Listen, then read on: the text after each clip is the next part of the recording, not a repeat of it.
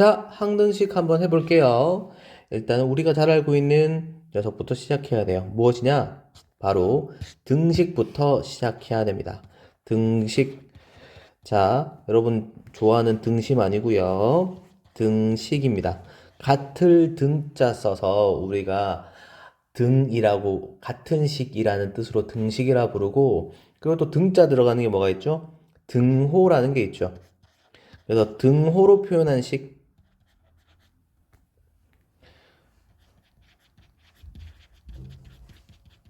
이게 바로 등식이다. 근데 등호는 같을 등자를 나타내는 기호입니다. 같다는 기호인 거죠. 그래서 같다라는 겁니다. 그러니까 같다라는 건 무엇과 무엇 두 대상이 있어야겠죠. 그래서 선생님하고 원빈과 같다. 이런 것처럼. 그쵸? 자, 그런 것처럼. 자, 좌변과 우변이란 두 개가 필요해요. 그래서 좌변하고 왼쪽에 있는 식, 좌변, 오른쪽에 있는 식 우변이 같다라는 게 바로 등식의 기본이고요. 이 두 등식이 어떻게 서로 같아야 하는 겁니다. 두 식이 두 식이 같다라는 걸 우리가 알려주고 있는 게 등식입니다. 그 등식에는 두 가지 종류가 있는데요. 하나는 방정식이고요.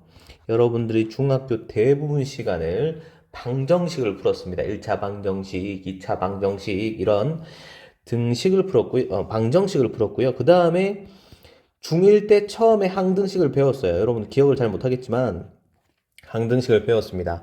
그런데 이번 단원의 주제는 항등식이 주인공이에요. 자, 그래서 여러분들이 방정식과 항등식을 먼저 구분할 수 있게 해 드릴게요. 자, 방정식은 잘 보세요. 이렇게 생각하면 됩니다. 등호가 성립하는 뭘 찾는 거냐? X값을 찾는다. X값을 구한다. 라고 생각하면 돼요. 쌤, 등호가 성립한다고요? 그러니까 등호가 성립한다는 건 그 등호가 참이 되게, 참말이 된다는 거예요. 거짓말 아니란 얘기예요. 참이 되게 하는 X값을 우리가 뭐라 부를 거다? 해라고 부른다 했을 거예요. 그래서 x 플러스 5가 2라는 두 개의 식이 있는 거죠. 이 두 개의 식이 서로 같게 하려면 x가 어떻게 1이면 어떻게 이 x가 1이면 6이 2라고 하는 거니까 거짓말이죠. 그래서 참인 x값 마이너스 3이 다라고 이렇게 해를 구했던 게 이게 바로 뭐다? 방정식이었어요. 그래서 방정식은 어디에 포커스가 맞춰져 있냐면 x 값을 구하는데 포커스가 맞춰져 있는 겁니다. 그럼 이 항등식은 어떠냐? 그러면 이 항등식은 어떠냐? 바로 항등식은 x 값에 관계없이 어떻게 항상 성립하는 등식을 얘기하는 겁니다. x 값은 전혀 관계가 없다라는 거죠. 그러니까 x에다 1넣어도 성립하고 2넣어도 성립하고 3넣어도 성립한다는 겁니다. 그러면 여기서 방정식과 구분되는 점은 x 값에 뭘 집어넣어도 참말이 되기 때문에 x 값을 구하지 않아요. 항등식은 x 값을 어떻게 구하지 않습니다. x 값을 여러 번 마음대로 집어넣어도 상관이 없어요. 왜?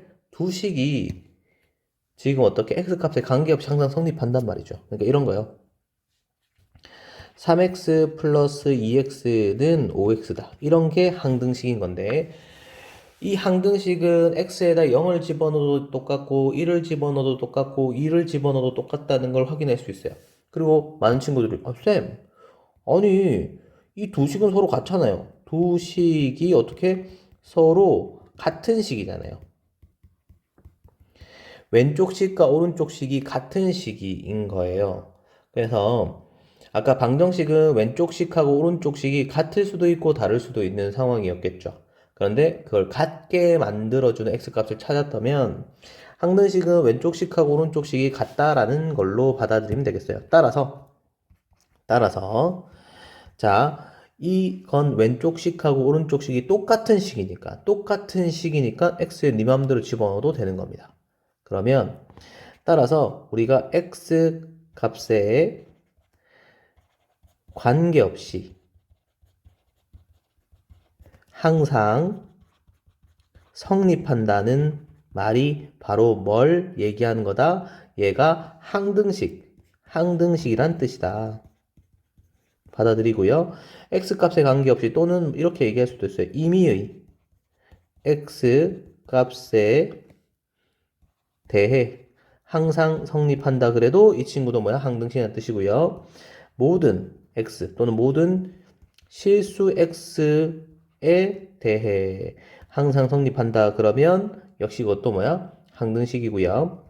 어떤 x 값에 대해서도 그러니까 어떤 x 값을 집어넣어도 항상 성립한다는 거 항등식 얘기겠죠. 지금 쌤이 적어준 네 가지가 항등식임을 알려주는 표지판이에요. 표지판. 그러니까 여러분이 길을 가는데 왼쪽으로 가면 뭐 삼계동, 오른쪽으로 가면 뭐 구산동 적혀 있으면 표지판대로 가는 거 아니겠어요? 뭐 삼계동 가고 싶으면 왼쪽 가고 구산동 가고 싶으면 오른쪽 가겠죠. 표지판이에요. 그래서 이 표지판이 딱 보이면 아 여기가 항등식이구나. 그래서 x값 안 구하겠네라고 받아들이면 되겠죠. 왜? 두 식이 같으니까. 되겠나요? 자, 그럼 항등식이 먼저 알았으니까 이제 항등식의 성질로 한번 가보도록 하죠. 자, 항등식의 성질이에요.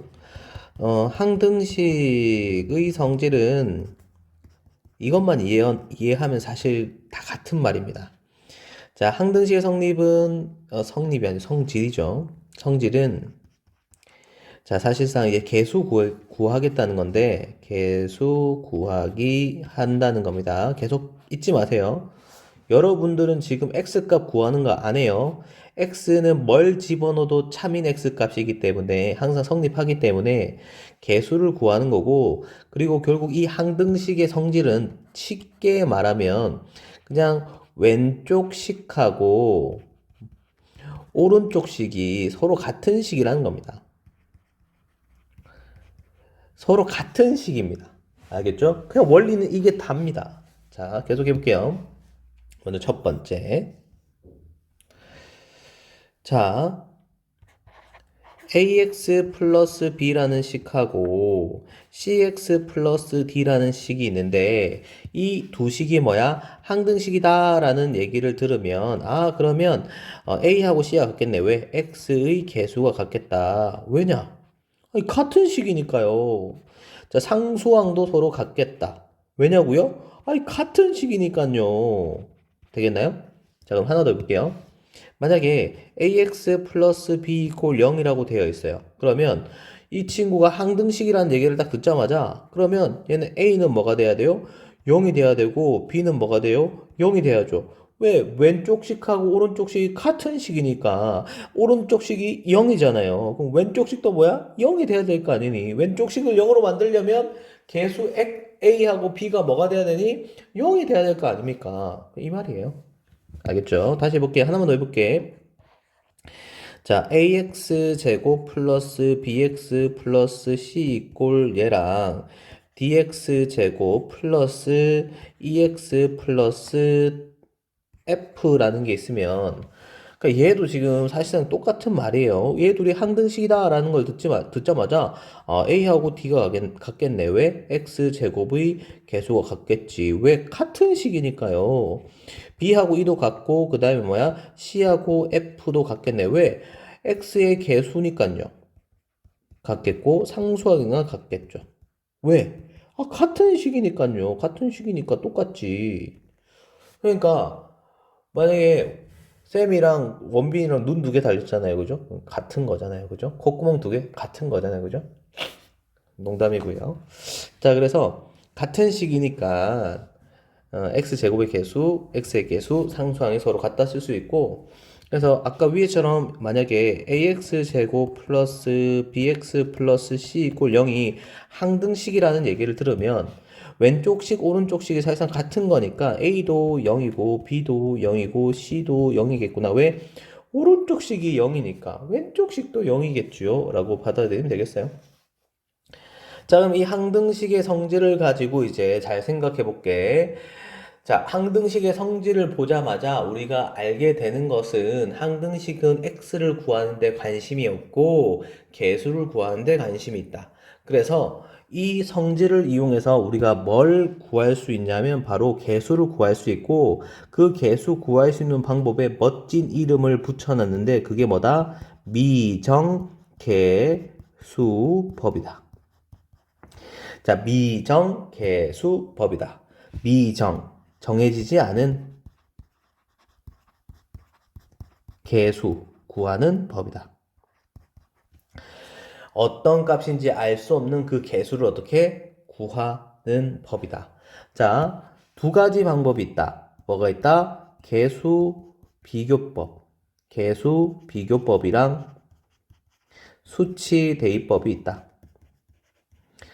자, 방금 얘기했죠. 개수 비교법인 건 방금 사실 항등식 성질에서 보여드렸는데 왼쪽식하고 오른쪽식이 같으니까 개수를 직접 비교하면 알게 된다는 거죠. 자, 예를 하나 들어볼게요. 만약에 이렇게 5x 플러스 a라는 녀석하고 그 다음에 bx 플러스 7이라는 녀석이 있으면 개수가 같을 거니까 그럼 b는 얼마? 5다 라고 쓸 수 있겠고 상수항이 서로 같을 거니까 a는 얼마? 7이라고 쓸 수 있겠죠. 이게 바로 개수 비교법을 이용한 겁니다. 자, 다음 수치대입법은 뭐냐면 자, ax-2 플러스 bx-3 이꼴 x래. 자, 왼쪽식하고 오른쪽식이 똑같대. 자, 그런데 지금 얘는 아까 개수 비교법 하는 문제들은 딱 직접 x의 개수 비교하고 상수항 비교하기 아주 좋게 지금 식이 잘 정리돼 있었죠. 자, 그런데 수치 대입법 하는 녀석은 개수 비교하기가 어렵게 돼 있죠. 하려면 식을 막 정리해야 돼요. 자, 그래서 얘는 식을 다 정리해서 비교할 수 있겠지만 귀찮으니까 아까 얘는 x 값에 관계없이 항상 성립하니까 x에 여러분 어떻게 네 마음대로 넣어도 괜찮다라는 겁니다.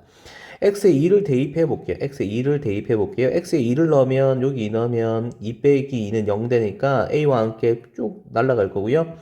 여기에다 2 집어넣었더니 2 마이너스 3 마이너스 1이니까 마이너스 b는 어떻게 2 되겠죠. 자, x에 2를 넣기로 마음을 먹었으면 모두 눈에 보이는 x에 모두 똑같이 집어넣어 줘야 되는 겁니다. 그래서 b가 마이너스 2라는 거 알았고요. x에 내가 이번에 3을 한번 대입해 볼게요. 자, 3을 대입해 봤더니 그러면 3 넣었더니 1a 그 다음에 3 넣었더니 b는 쭉 0 되면서 사라지겠죠. 그 다음에 3 되면서 a가 어떻게 3인 것까지 확인할 수 있겠죠. 자, 수치대입법. 여러분들이 이제 주로 수치대입법으로 문제를 많이 풀게 될 겁니다.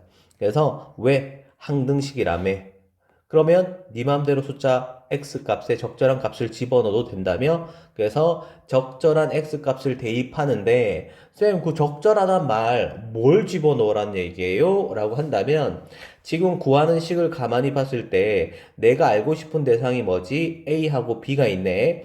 그런데 만약에 어떤 숫자를 집어넣어서 한 문자를 없애버리면 한 문자, B란 문자만 남겠네? 그래서 쌤이 아까 x에다 2를 대입한 것은 A라는 문자를 날려버리고 B만 혼자 남겨놓고 그걸 가지고 뭐 한 겁니까?